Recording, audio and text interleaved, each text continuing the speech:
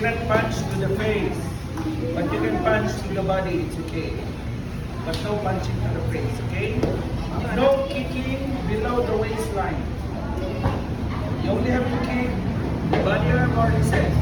The body arm or the head here. Yan lang when it's fine. But not the leg. Next, do not grab. You can hold like this. But you can push and kick. Pwede yan. Push, kick. But no grab, kick. Bawal. Okay? Okay? Now, for the score, if you want to win the game, if you kick to the body, that will give you 2 points. Well, if you kick to the head, that will give you 3 points. So which is bigger? 2 or 3? So which means it's better if you can kick to the head because that will give you 3 points. Okay? Sayo! Siyempre, bow, bow, bow.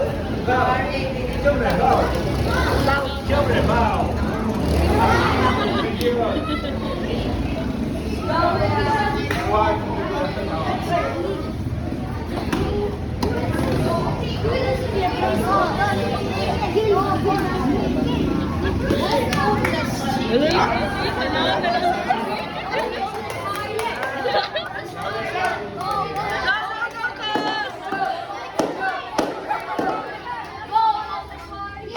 Ay, apila na ng palo. Sama kayo. Big shout, cha! Cha! Cha!